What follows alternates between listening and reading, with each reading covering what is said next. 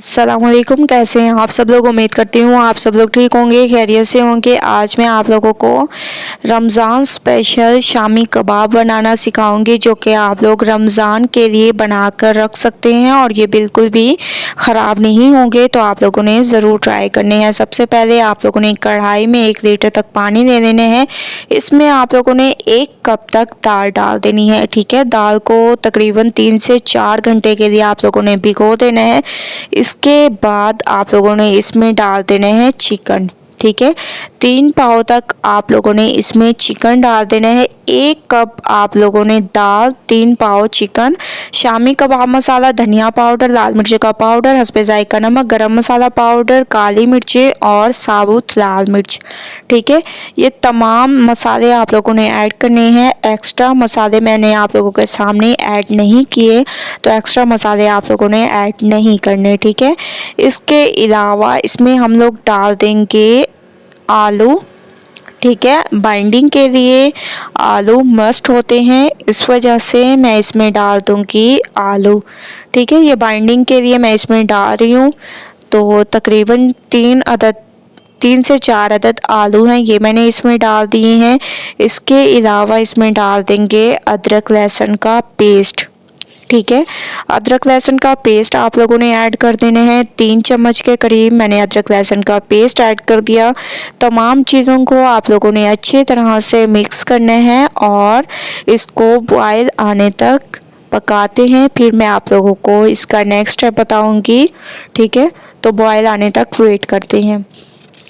माशाल्लाह से बॉयल आने लग गया। अब हम इसमें ऐड कर देंगे तकरीबन 2 चम्मच के करीब घी।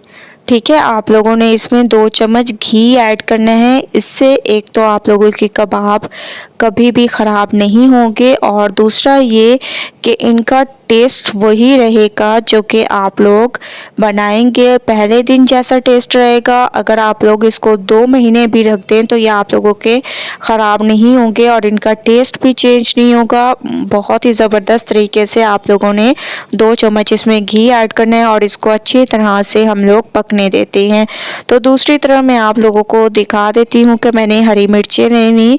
ठीक है, ये तेज़ हरी मिर्चें मैंने ले ली। इसके अलावा हरा धनिया आप लोगों ने ले लेना है और इन दोनों चीज़ों को चॉप कर देना है। दूसरी तरफ दाल हमारी गल चुकी है और माशाल्लाह से जो हम लोगों ने पानी डाला था वो भी खुश्क हो चुका है।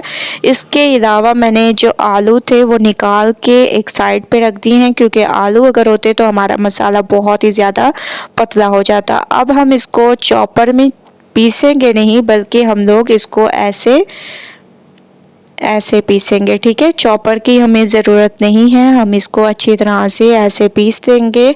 आप लोगों ने भी हाथ से ऐसे इसको पीस लेना है। माशाल्लाह से बहुत ज़बरदस्त एक तो टेस्ट आएगा और चॉपर में इसका टेस्ट वो नहीं आता जो कि हम लोग अपनी मेहनत से हाथ से काम लेते हैं, उससे टेस्ट आता है। ठीक है, तो आप लोगों ने इसको अच्छी तरह से पीसना है ताकि तमाम दाल अच्छी तरह से पिस जाए। तो माशाल्लाह से आप लोग देख सकते हैं कितनी ज़बरदस्त तरीके से मैंने इसको पीसा है। तकरीबन 5 मिनट मुझे लगे हैं और चॉपर में आप लोगों को तकरीबन 5 से 10 मिनट लग जाते हैं सेटिंग करने में और सारा कुछ।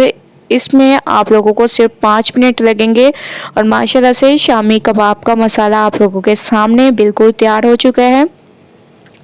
जहाँ भी आपको दाल नज़र आए ऐसे आप लोग इसको पीस लें। ठीक है, माशाल्लाह से बहुत ज़बरदस्त तरीके से मैंने इसको पीस लिया। अब मैं इसको निकाल लूँगी और इसको थोड़ी देर के लिए ठंडा कर देंगे। ठीक है, तो मैं इसको एक खुले बर्तन में निकाल लेती हूँ ताकि ये ठंडा हो जाए। तो मैंने इसको निकाल लिया है।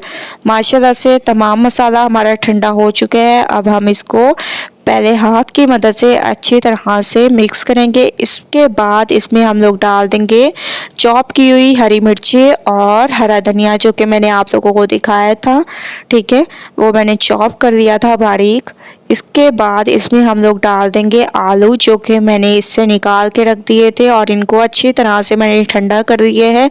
इसके अलावा इसमें हम लोग डाल देंगे 1 अंडा।